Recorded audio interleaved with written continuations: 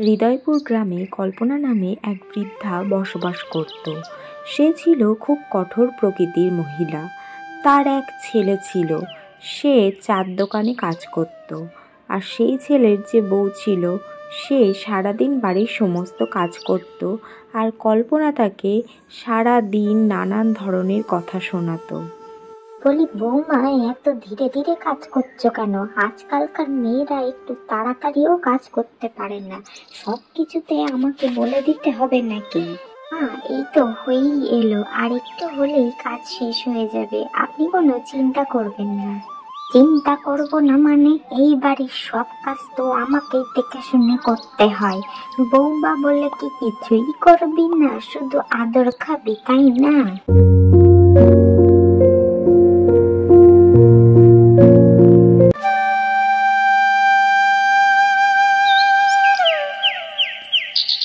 শোন বাবা, আমার তো বয়স হয়েছে, তোর বউকে আমি সব সময় বলি ঠিক মতন কাজ করতে, কিন্তু কে কার কথা শোনে বল?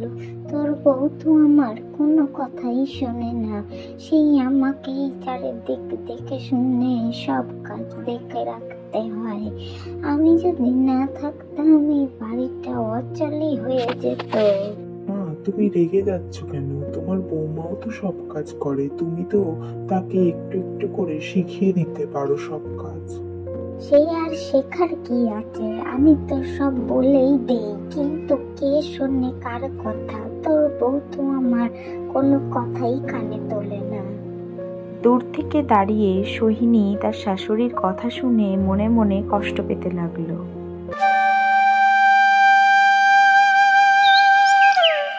কি গো বৌমা, আজ কি রান্না করবা? আজ বুঝি কি ঝাল ঝাল খাবার রান্না করবা নাকি, যেগুলো আমি মুখে তুলতে পারবো না? মা, আজ আমি আপনার পছন্দের মিঠা ডাল আর শুক্তো রান্না করব। আপনি ভালোবাসেন বলে একটু সময় নিয়ে আজকে রান্না করব মা। ঠিক আছে, তাহলে তাই রান্না করো। আমি তাহলে গেলাম স্নান করতে, বড্ড বেলা হয়েছে। স্নান করে এসেই খেতে বসবো, ঝটপট রান্না সেরে ফেলো। মা, আপনি স্নানে যান, তার মধ্যেই আমার রান্না সব শেষ হয়ে যাবে।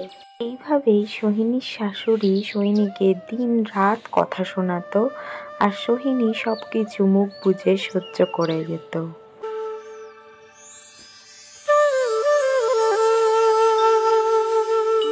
জানো তো কাজলের মা, আমার বৌমাটা সারা দিন আমাকে ভীষণ জ্বালায়। কোনো তো কাজ বাজ করে না, সারাদিন গায়ে হাওয়া লাগিয়ে ঘুরে বেড়ায় আর আমাকে জ্বালাতন করে। কি বলছো দিদি? তোমার বৌমা তো খুবই শান্ত প্রকৃতির, আর সব সময় কি সুন্দর হেসে খেলে বেড়ায়। আর এদিকে আমার বৌমাকে দেখেছ, মুখে দুটো করে কথাও বলতে যেন কষ্ট হয় ওর। তো সত্যি তো, তোর এত যত্ন করে, সেবা করে, তাও তোর মন ভরে না? ছাড়ো তোর কথা, ও বাইরে ওরকম মিষ্টি মিষ্টি কথা বলে, আর বাড়িতে আমাকে যে কি জ্বালানো জ্বালায় তা তোমরা কিছুই জানো না। হঠাৎই একদিন সকালবেলা সোহিনীর শাশুড়ি অসুস্থ হয়ে পড়ে। সোহিনী তার ভালো করে সেবা যত্ন করে তাকে সুস্থ করে তোলে।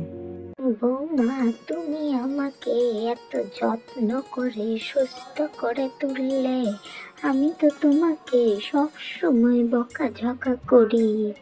মা, আপনি তো আমার মায়ের মতন, আপনি আমাকে বকবেন, শাসন করবেন, এটাই তো স্বাভাবিক না? কিন্তু আমি তো সব সময় আপনাকে মেয়ের মতন ভালোবেসেছি মা। আমি ভুল করেছি বৌমা, তোমার উপর অনেক অন্যায় করেছি। তুমি খুব ভালো মেয়ে, তাই আজ আমাকে সেবা করে সুস্থ করে তুলেছ। তুমি সত্যিই আমাকে মায়ের মতন ভালোবাসো, আর আমি সেটা কখনোই বুঝতে পারিনি বৌমা। আজ থেকে তুমি শুধু আমার বৌমা নাও, তুমি আমার মেয়েও। মা, আপনি তো আমার মাই ছিলেন। আমি চাই আমরা সবাই একসাথে সুখে থাকি। এরপর থেকে সোহিনীর দজ্জাল শাশুড়ি ভালো হয়ে যায়। তারা তিনজনে একসাথে সুখে শান্তিতে ঘর সংসার করতে থাকে।